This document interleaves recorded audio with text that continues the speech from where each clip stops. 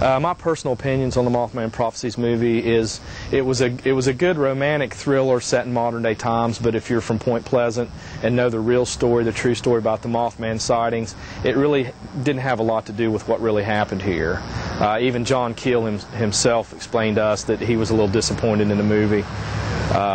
So, you know, really what happened here in 1966 didn't have a lot to do with what was in the movie. But regardless, it was still a good movie with some high caliber actors and actresses, and it did bring the name of Mothman to light for a lot of people.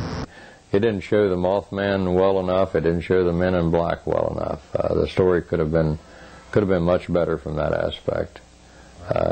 The movie missed the bridge tragedy. There was 46 people that went down on a bridge, and the movie had 36, and so the movie could have been, you know, if they'd had someone local to advise them, the movie could have been a little more to the point, you know. That movie just it wasn't what I expected.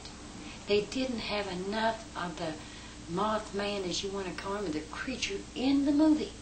It was all on this bridge. Did you pick that up? Yeah, I was really disappointed. I thought the movie was interesting. I was too. But it could have been a lot better, I think. They could have done it a lot better. Oh, I come from the old school, but you know, a movie to me, a frightening movie is something that people, you know, if it's I never watch movies that's based on truth. Mm-hmm. I'll be honest, I never did. But they just didn't. It wasn't filmed right. They didn't get people in there to, you know. I think it was too fictionalized. It was. There you go. I think the truth in this too matter, much friction in it. Yeah, and I think in this matter the truth is more interesting than the fiction anyway. Well, yeah, the truth. You know, the truth should prevail. You know, above all of it. The main thing that I would add is I've already said earlier in the interview about the collapse of the Silver Bridge. That I want to stress very, very much that you know, the information at the end of the Sony Pictures movie was false, completely false information. It was determined what made the Silver Bridge collapse, and I'd like that to be noted for sure. It wasn't some mystery, and you know, they did that to soup up their movie and hype up their movie, which is fine, you know, to try to sell their movie, but it could have been done in other ways rather than blatantly lying about a tragedy that happened here in Point Pleasant, West Virginia.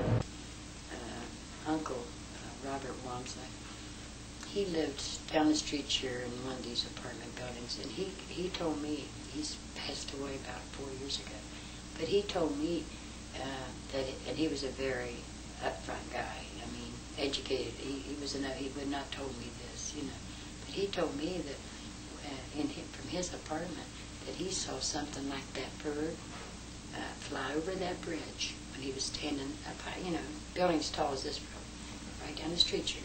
He said he saw it flying around that bridge before that bridge fell, the day before it fell. And my family, we get together, we talk about, you know, what he saw it the day before the bridge fell. So that might put some light in on your, and like I said, he was a very reliable person. You know, he wouldn't have never said that if he hadn't. He said he was looking out, and he said he saw that. He said that was the day before that and it was a huge, huge bird, big as a man or bigger. From a distance, he was looking at it.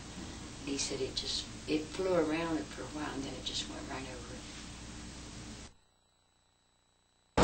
it. Personally, as far as the Mothman sightings or the Mothman creature, my personal opinion is I feel that it was some unexplainable creature because there were too many people who described it the same way. As far as it being a sandhill crane or a bird, just talking firsthand with some of the eyewitnesses, I don't believe that it was any type of a bird.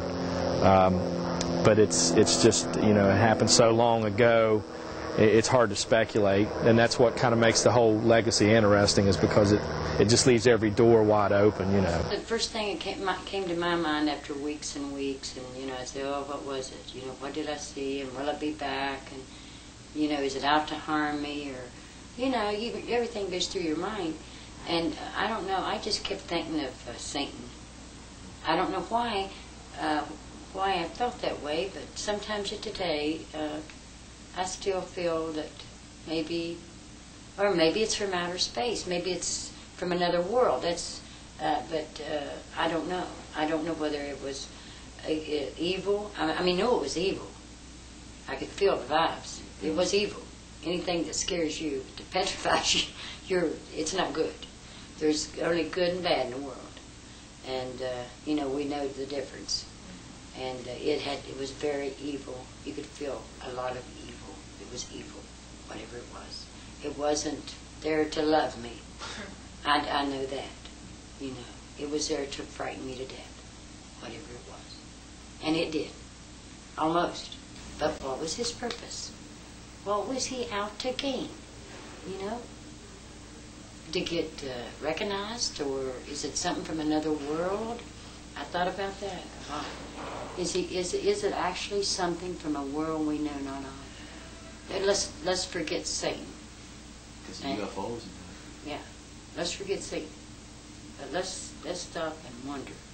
Is there something up there, another world we don't know? He wasn't from this world. I know that. I have no doubt in my mind at all. He was not from this world. And he was not a crane, you know.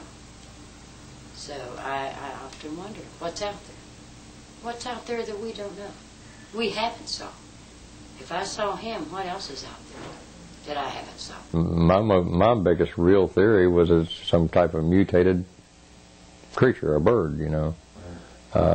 Definitely wasn't a barn owl like a gentleman came here this year and wrote a story about. I'm an old country boy, and I saw too many barn owls to even think of it could have been a barn owl, and it definitely wasn't that. It was too big, had too long of legs, and it had too big a wingspan. But my opinion, it's some type of mutated creature, and it lived its adult lifespan, and something happened to it, and hopefully we don't get another one, or, you know, hopefully it didn't have any children. But there's always that possibility.